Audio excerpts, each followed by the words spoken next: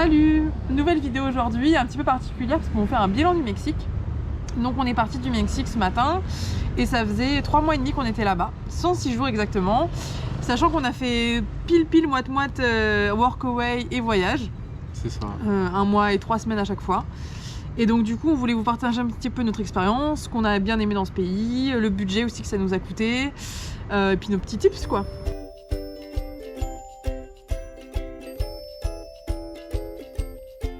Déjà le parcours, toi ta ville préférée c'est... Tamasopo. Ouais, bah moi aussi je le rejoins là-dessus, forcément. Tamasopo ou Akumal.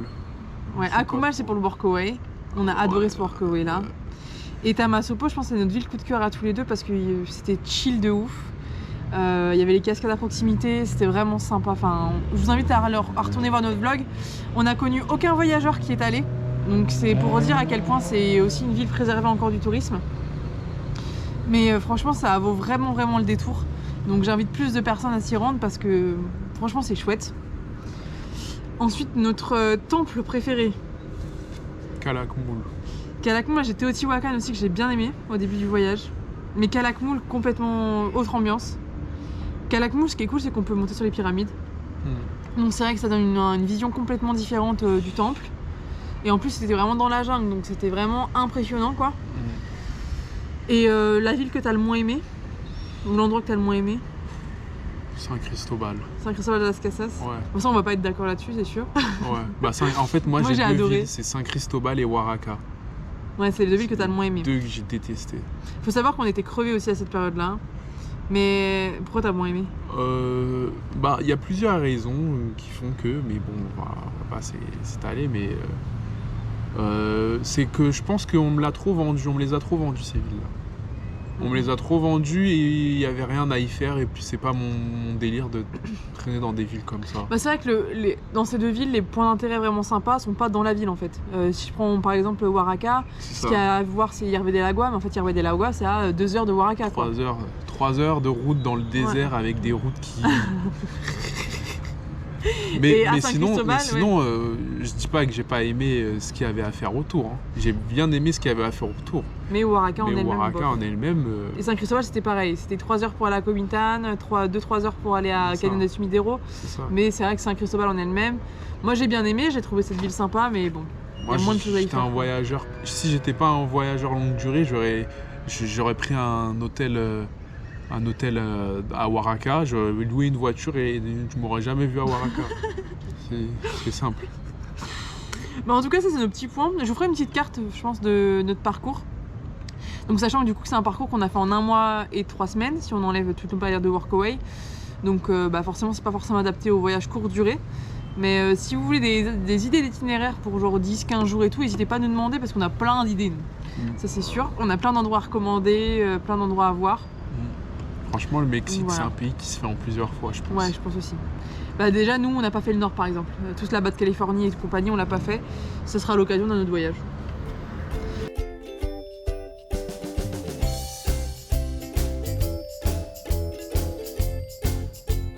Du coup, niveau budget, nous, on a dépensé 3800 € à peu près en 3 mois et demi de voyage.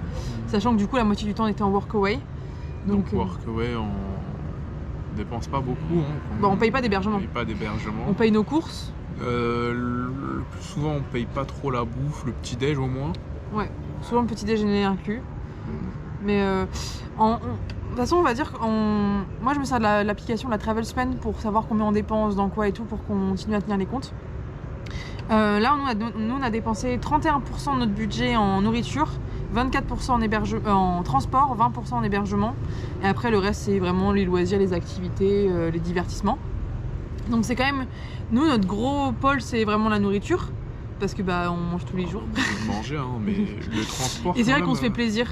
Et c'est vrai que le transport au Mexique coûte cher. C'est vrai que là, c'est notre deuxième budget. Parce qu'on a pris l'avion, parce qu'on prend... Bah, l'avion, en vrai, on a pris l'avion parce que c'était moins cher que de prendre le bus. Ouais. Mais en fait, c'est vrai que quand on voyage de ville en ville, le budget, c'est un gros point. Alors après, c'est vrai que par la suite, on a trouvé des solutions plus économiques pour voyager, mais au début quand on était sur des premières villes, vu que c'est moins touristique, il n'y a pas trop de solutions alternatives et voilà, puis après on est deux donc forcément tout de suite c'est plus cher quoi. Mais et puis après, l'hébergement, bah, du coup, c'est ce qui nous a coûté. Enfin, c'est notre 3e pôle de dépense, pas le premier, mais parce que du coup, on était en Airbnb, en Workaway. Et en Workaway, on continue à se déplacer, on continue à manger, on continue à avoir des activités, mais on paye plus l'hébergement. Ouais, bah c'est pour ça peut-être que ça a dû influer sur C'est ça. le camembert. Mais c'est vrai que le Mexique, pour moi, c'est pas un pays pas cher. Même si je crois que notre prix de journée, on est autour de 35-40 € par jour. Mais du coup, en comptant les périodes où on est en workaway, quand on n'est pas en workaway, on est facile à 50 € par jour. Entre les transports, l'hébergement et tout. En général, nous, pour l'hébergement, on essaye d'être en dessous de 350 pesos par nuit. Donc ce qui revient à, je crois, 13 €, je remettrai en détail. Mais du coup, ça reste quand même un budget. Et la nourriture, ouais, on est à quoi? On est à 200-300 pesos par repas, en général. Sachant qu'on essaye de se faire quand même des sandwichs quand on sait qu'on part à la journée, trucs comme ça pour que ça coûte moins cher. Voilà. Mais ouais, c'est pas un pays pas cher, c'est pas l'Asie quoi, hein, clairement.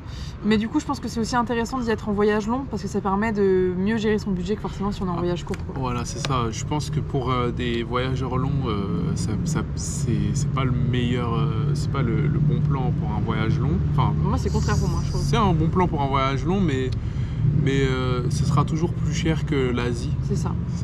Pour comparer. Mais pour des voyages courts, vraiment, c'est vraiment pas cher. Oui, quand on est en voyage court, qu'on est en vacances, du coup, c'est le bon plan, le Mexique. Et je trouve que quand on est en voyage long, finalement, ça passe parce qu'on arrive quand même à trouver des endroits pas trop chers, parce qu'on commence à avoir l'habitude et parce qu'on a le temps. On a le temps de faire un peu plus d'heures de bus, on a le temps de prendre un hébergement qui est un peu plus loin et qui est un peu moins cher. C'est quand même des choses que... En tout cas, le Mexique, on va dire qu'on a quand même respecté le budget, donc c'est cool.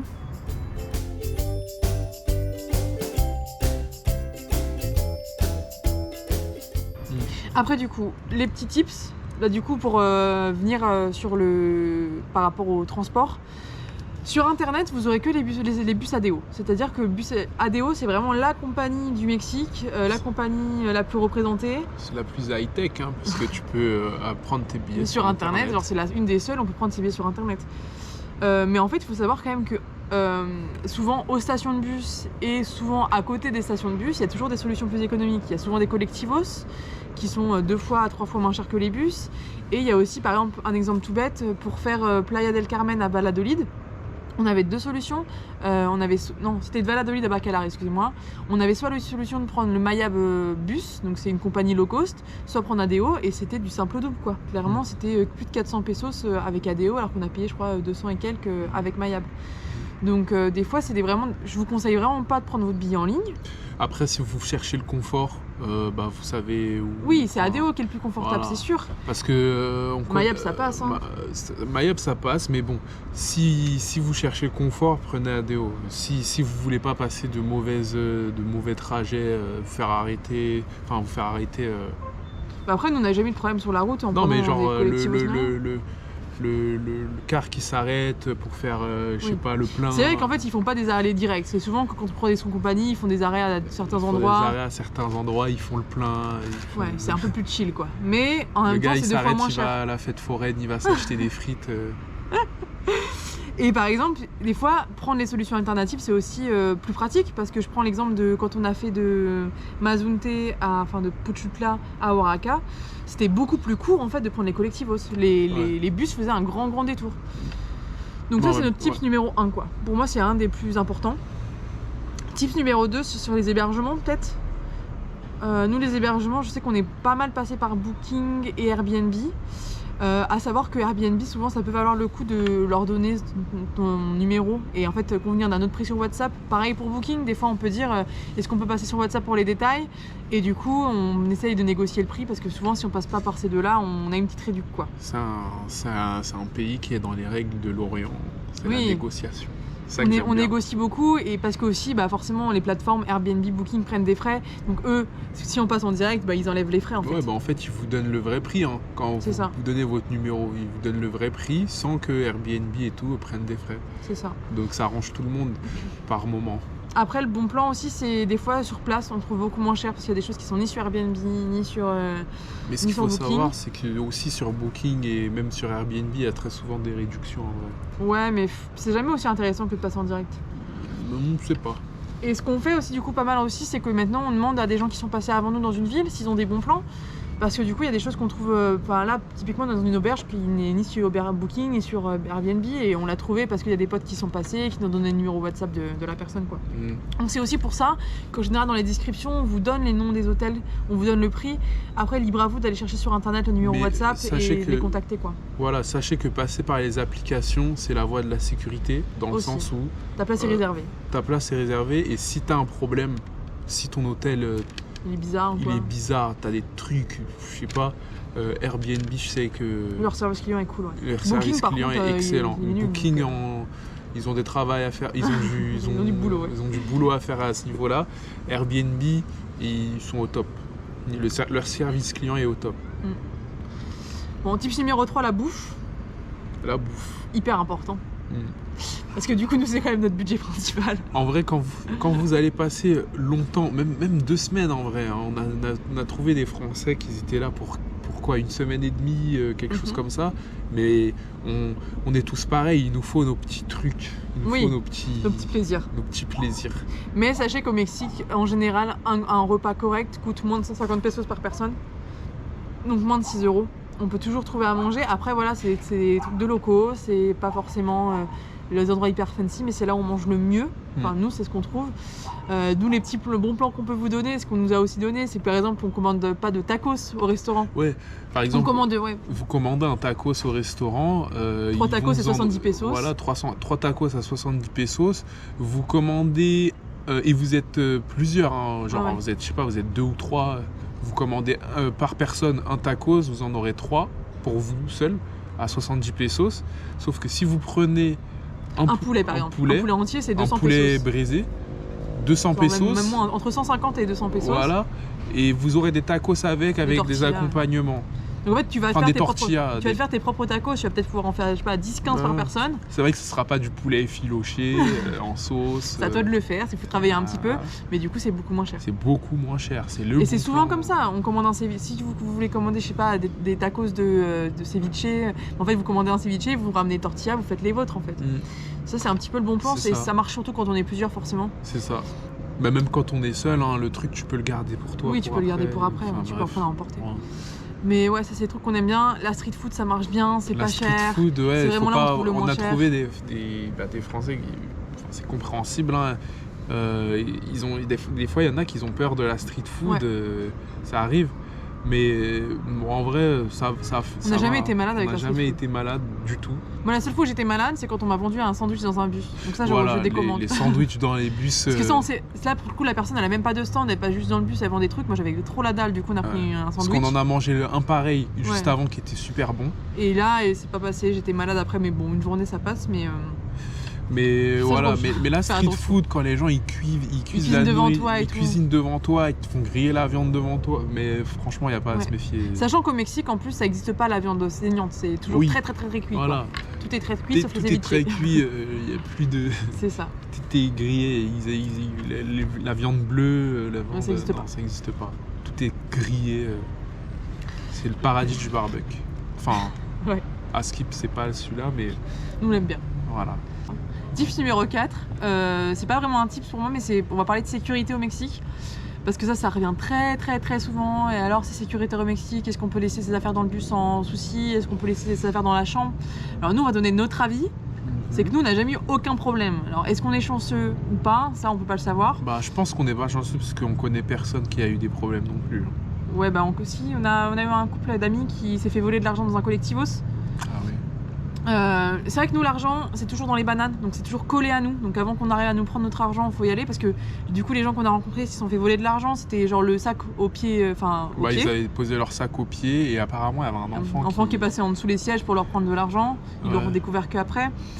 Nous, quand on prend les grands bus, les bus de nuit, on a une housse de sac. On vous mettra peut-être le lien, qui est cool parce qu'en fait, on peut la sceller, l'attacher avec un cadenas.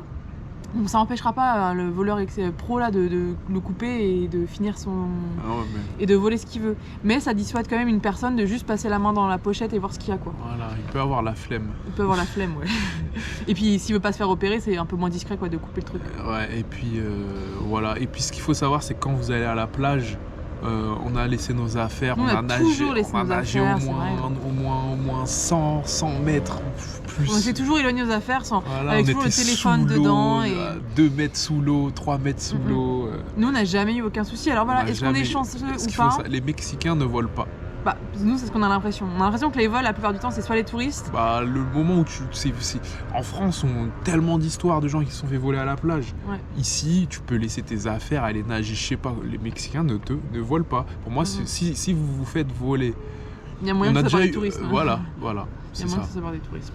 Les histoires qu'on a entendues, c'est pas des gens qu'on connaît, mais qu'on a vus sur internet, tout ça, c'est des gens qui se sont fait voler à la plage, des trucs comme. Mais les Mexicains ne volent pas. Après, c'est vrai qu'on nous parle de sécurité, des gangs. Mais nous, on n'a rien vu de bizarre. On s'est pas fait embêter à aucun moment. Il y a eu des histoires qui se sont passées pendant qu'on était dans le coin. Ouais, il y a eu des fusillades là pas mal dans le Yucatan. Tulum et Playa, mais. Nous, on n'a jamais rien vu. C'est sûrement des histoires dans des histoires. C'est pas tout, ouais. Les agressions. Non, on s'est baladé le soir sans problème, à Mexico aussi. Ouais, il n'y a pas de problème. Voilà, alors est-ce qu'on est chanceux ou pas? Ça, c'est difficile à dire. Mais pour nous, en tout cas, le Mexique. Chanceux, c'est quand tu vois. Ouais. On peut pas se considérer chanceux si on n'a rien vu. Tu vois le truc. Ouais. Est-ce qu'on est tombé au bon moment, au bon endroit, toujours? On ne sait pas. Mais en tout cas, pour nous, le Mexique, c'est un pays sécuritaire. C'est un pays super sécuritaire. Vous arrivez à Mexico, il y a la police partout. Enfin bref. Oui, il y a quand même souvent la police, quoi. Dans toutes les villes. Alors, tips 5, bouffe numéro 2. Moi, je pense que quand vous prenez certains jus, des jus qu'on peut trouver en France, ils sont dégueulasses. Il faut savoir que le jus change ici. Genre le Fanta ici, le Fanta, il est orange fluo, quoi. Fluorescent. C'est un truc de dingue. Il brille dans le noir limite. Le Lipton, il est dégoûtant. Le Lipton, il est archi... C'est dégueu. C'est du sirop, je crois. Je sais pas, mais très très très sucré. C'est un truc de dingue. Ouais. Le Coca, ça va. Le Pepsi, c'est le... C'est le mieux pour Brian. Voilà, c'est le best. Mais il y a pas mal de petits sodas sympas. On a découvert un petit soda à l'ananas qui est cool. Peñafiel, un truc comme ça. Un truc à l'ananas, ouais. Il y en a plein de goûts de jus de fruits. Et vous pouvez trouver du jus de fruits, il est de couleur noire. Et après, il y a les fruits. C'est écrit genre 100% naturel. 100% naturel. Faut pas prendre les autres. Ouais, les autres ils sont archi sucrés et puis ils sont chimiques. Ouais, c'est vraiment que ceux-là qui sont bons. C'est ça. Et après il y a de la petite junk food qu'on aime bien, on a des chips au citron qu'on aime bien. Les chips au citron, ça les va. tostadas qu'on aime bien. Il y a les Doritos, ça c'est le... on a ça en les mêmes France, en France. Mais bon, voilà, ça ne déçoit pas. Et il y a des chips. Les tostadas là. Au tacos. Ouais. Ça c'est cool. Goût tacos c'est vert et tout. On va peut-être vous mettre une photo, image si on trouve ça, mais... Il y a pas mal de junk food à manger au Mexique de toute façon, c'est un pays qui est quand même connu pour son obésité, on va pas se mentir. Ouais, mais bon, c'est vrai que quand tu vas dans des endroits, le coca est moins cher que l'eau. Ouais, ça c'est un gros problème quand même au Mexique. C'est un gros problème. C'est dans les Chiapas surtout. Ouais. Le coca a le monopole sur l'eau et donc du coup le coca est moins cher que l'eau. C'est un truc de dingue. Mais ouais, en tout cas, c'est vraiment un pays qui nous a plu. Et on vous donnera peut-être pas tous les tips dans cette vidéo parce que peut-être qu'on en aura oublié. Au pire, commenter si Mais oui, si vous avez des questions, n'hésitez vraiment pas à nous envoyer un message sur Instagram. Pour nous, c'est pas du tout un problème d'y répondre. Au contraire, ça fait toujours plaisir d'échanger, de partager. C'est aussi pour ça qu'on aime voyager, c'est aussi pour ça qu'on fait les vlogs. Donc voilà, n'hésitez pas vous aussi à partager cette vidéo avec vos proches. Si vous avez des questions qui peuvent intéresser d'autres gens, posez-les dans les commentaires. Ouais. Partagez pour ceux qui veulent en savoir plus. Oui, puis n'hésitez pas si vous avez des recommandations à nous faire aussi. On est toujours OK pour s'améliorer, faire des choses différentes aussi dans nos vlogs. Donc, c'est ça. Donc voilà. Si vous appréciez la vidéo, n'oubliez pas de liker. C'est ça. Aimez, abonnez-vous. Merci bien en tout cas. Ciao.